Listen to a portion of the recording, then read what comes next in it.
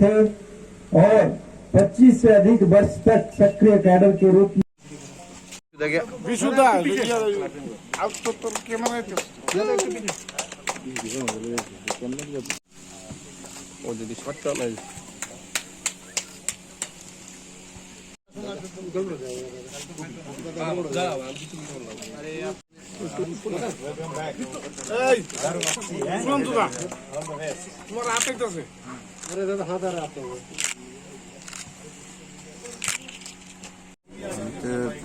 এতদিন এনএলএফটি ছিলাম,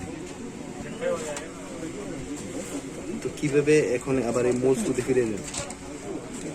তো আমার জীবনের শেষ পর্যায়ে আমি কি বলবো, আমার ভবিষ্যৎ নিয়ে আমি চলে আসছি। বুড়া হয়েছি। কতদিন ধরে ছিলেন এখানে? ধরুন না 95, প্রায় 26 বছর। আর কতটা ক্যাম্প রয়েছে আপনাদের এখানে? অনেক আছে। আপনার নাম? রুয়াজা। কোন জায়গায় ছিলেন? সাজেক, মানে ডিস্ট্রিক্ট সাজেক, রানাঘাট ডিস্ট্রিক্ট। রানা বাহাদুর দেববর্মন দীর্ঘ 25 বছর পর ঘরে ফিরেছেন এবং তার ছোট ভাই ও বড় বোনের সাথে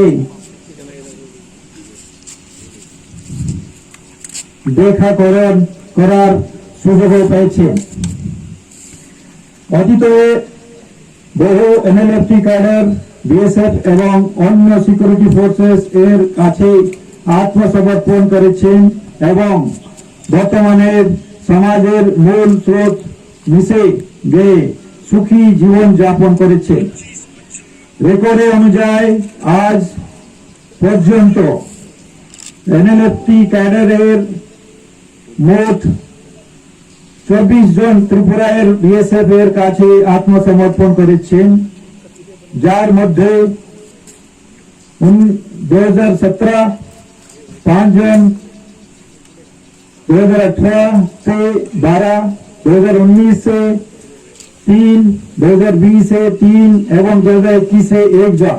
राणा बहादुर हलन 25তম ক্যাডার যিনি বিএসএফ এর কাছে আত্মসমর্পণ করেছেন। বিএসএফ তরফ থেকে সমস্ত বিদ্রোহীদের কাছে এবং আবেদন যে তারা হিংসা পথ ছেড়ে সমাজের মূল স্রোতে ফিরে আসুন, তাদের নিজের পরিবারের এবং সমাজের উন্নতির স্বার্থে। ত্রিপুরার সমস্ত যুব সমাজের কাছে আবেদন যে তারা এনএলএফটি এর মিঠা প্রতিশ্রুতিতে ভুলে হিংসার পথে অনুসরণ না করে, যদি করে থাকলে নিকটে বা অদূর ভবিষ্যতে তাদের সমস্ত আশা বিফল হবে এবং খালি হাতে সমাজে ফিরে আসতে হবে।